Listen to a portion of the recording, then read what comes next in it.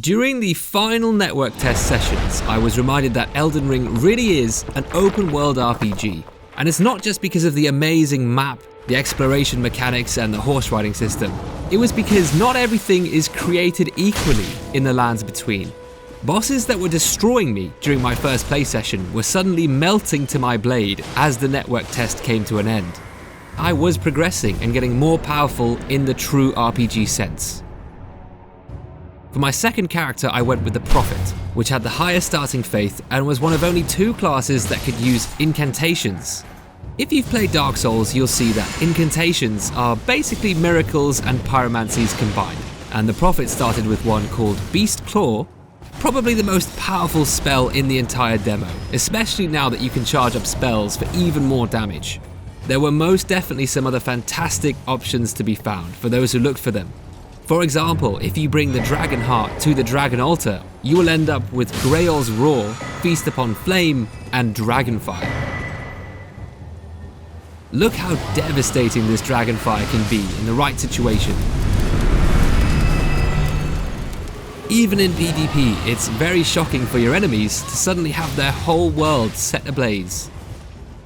It's often a good idea to make friends with merchants. Many sell items and spells well worth having, like the nomadic merchant's Flame of Frenzy. This spell is ruthless against large groups of enemies and even large enemies. Large enemies, of course, include a lot of bosses, like the giant Stone Digger Troll, residing underground in the Limgrave tunnels. Flame of Frenzy lives up to its name and inflicts the madness status on both the caster and the target. Defeating said troll rewarded me with the only katana available in the network test, but Fromsoft clearly still love their katanas, don't you worry. This is the Dragon Scale Blade, and it's lethal.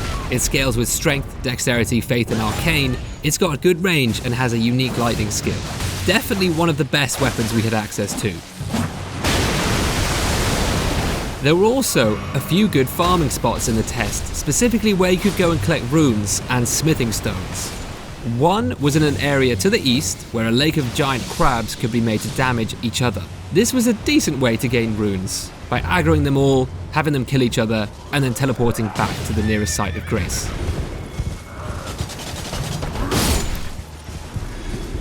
The other method was more dangerous, but had a greater yield. The giant trolls roaming Stormhill could also be carefully kited, so they fell to friendly fire. The advantage here was you got more runes per trip, but also each one drops a smithing stone. I made use of this to get up to around level 30, which was the level cap for the network test, as well as enough smithing stones to upgrade some weapons to +3, including the Dragon Scale Blade. So with all that said, a clear example of the progression can be seen using my first encounter with the flying dragon Agheel. Very cool boss, by the way. The way it blasts fire at you from across the lake is so... I want to say realistic, but it's a dragon, so that makes no sense. Anyway, I mostly avoided it initially. I did barely any damage and couldn't figure out an ideal strategy. Cut to the end of the test when I returned, all sneaky-like, with a +3 Dragon Scale Katana on foot. For me, this fight was easier without a horse. That's not usually the case, but here it just felt better somehow. And I mean, the difference is night and day. I know lightning tends to be effective against dragons historically, but whatever it was, the katana felt comfortable in the hands and was the key to shredding this big lizard. So naturally, my damage and power output scaled. But to touch more upon the huge range of approaches you can take in certain situations, there was a boss in the Murkwater Catacombs, which, okay, wasn't too challenging, but lived in a very dark environment. Naturally, the obvious thing to do would be to pull out a torch. But what if I want to two-hand my new Dragon Scale Blade? At one point, I had looted some glowstones, which are fantastic at lighting up a dark area, while still leaving my hands free for combat. I think all this plays to Fromsoft's strengths. You know their games are hard, but there are so many ways to make things easier for yourself if you just take advantage of what's available. Be sure to explore, look for stronger weapons if you need to, level up and upgrade, and of course you always have the option to summon.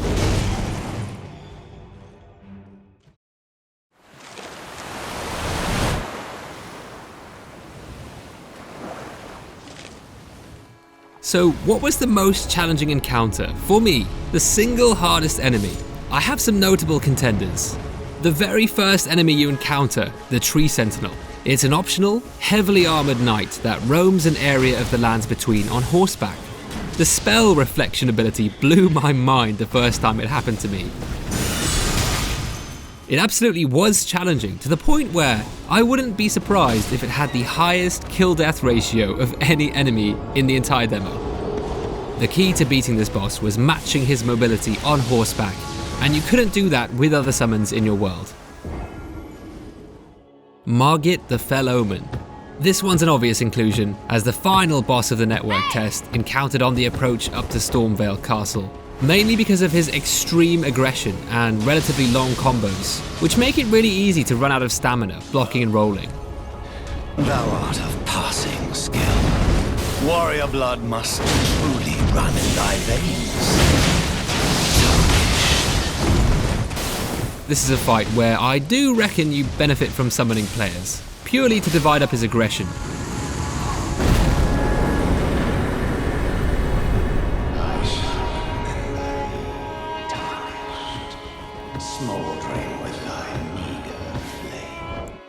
The Many-Armed Keymaster. Everything about this enemy is designed to be difficult. It's a claustrophobic fight in a dark space against a spider-like mini-boss with weapons in multiple arms, hence the name. It doesn't stop attacking, and frankly it feels like the room is fighting you at the same time. I would say this was the most difficult fight for me, and even when I did kill him, as you see here, it was ridiculously close.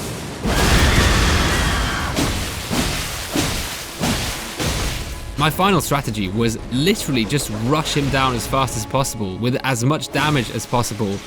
It comes right after Margit too, so I really wasn't expecting there to be any challenge. I'd be curious to hear what the hardest enemy for everyone else was. I wonder if we'd hear a lot of different answers. I think we probably would, because of the open nature of the game.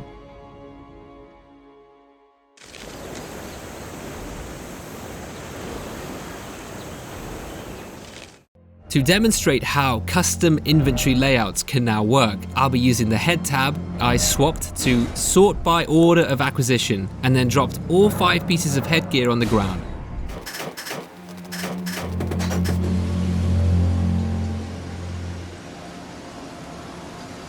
I then picked each helmet back up at random, and the order in which I picked them up now determines the sequence they're arranged in. You're probably thinking, who cares? But this will be useful for making efficient inventory layouts, since a lot of people like to menu swap their items mid-fight. Obviously, dropping items on the ground and then picking them up in the order you want them in your inventory is still very clunky.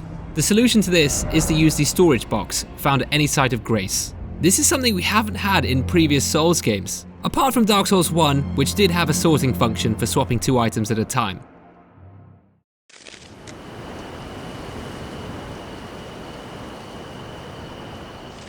Let's get into the multiplayer, which includes cooperation, player versus player, as well as the more asynchronous systems like messages and bloodstains. Co-op and invading is achieved by using certain items, which is pretty standard by this point, but now there's a dedicated multiplayer menu. For co-op, it seems it will be free to offer your help using the tarnished furled finger, but to summon help has a cost. The cost is consuming a furl calling finger remedy, which you need to be able to see other players' signs. Luckily in the test they let us start with 99.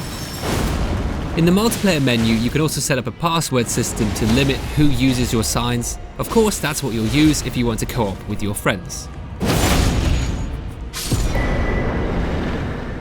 In terms of invading, you can use a duelist's furled finger to put down a red sign. Normally this will be used for 1v1 honor fights, or duels as the name suggests.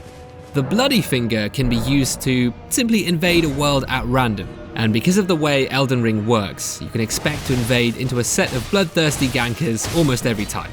Or at least that was my limited experience. If you're new to these games, the design philosophy is invasions are meant to be a counterbalance to co-op.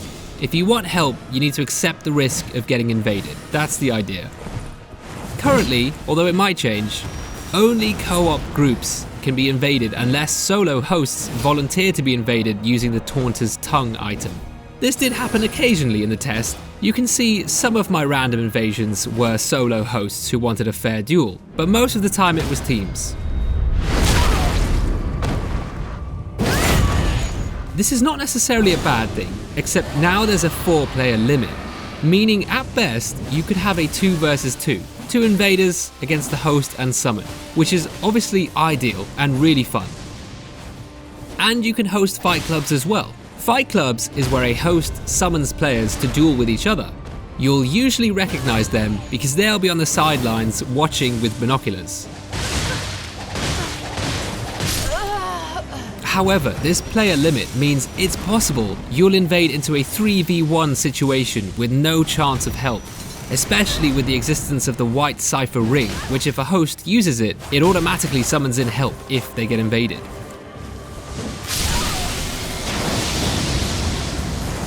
Sometimes I feel like this topic can be controversial. It's kind of hard to tell online.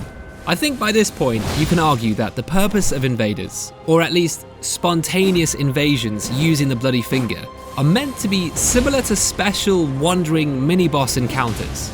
They're often rare and dangerous and create an adrenaline-filled experience for the host team due to their powerful and random nature.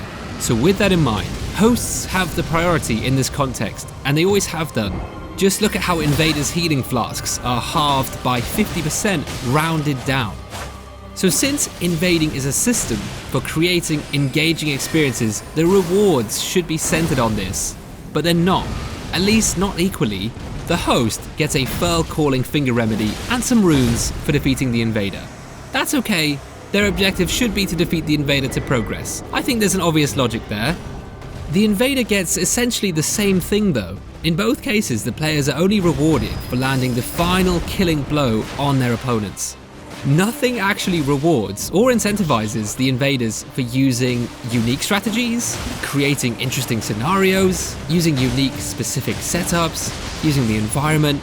Even if the invader makes the host team use all their healing flasks and resources, it doesn't matter. The game only rewards the invader for the death of another player.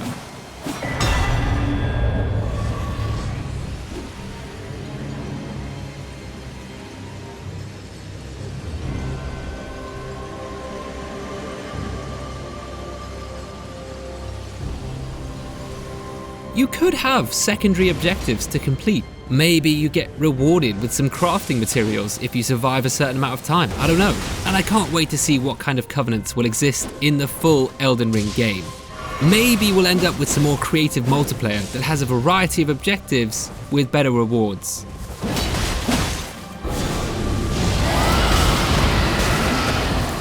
By the way, how insanely cool is it that sleep arrows actually work in PvP?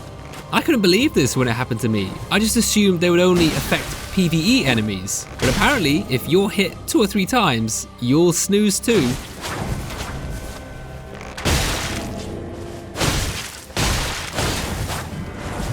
Another surprise to me was backstabs. You just don't see them anymore.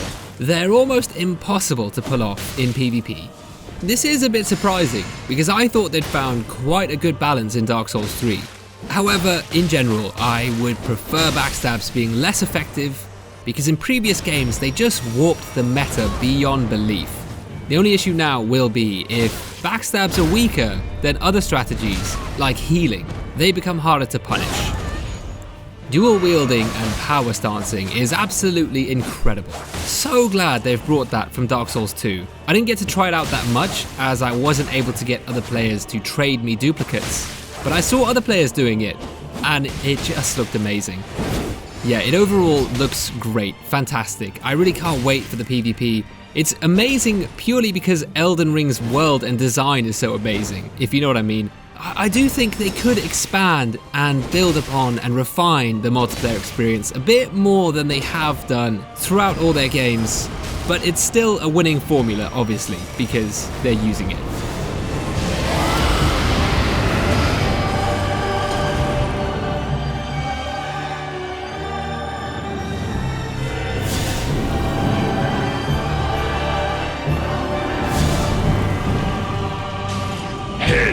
shot.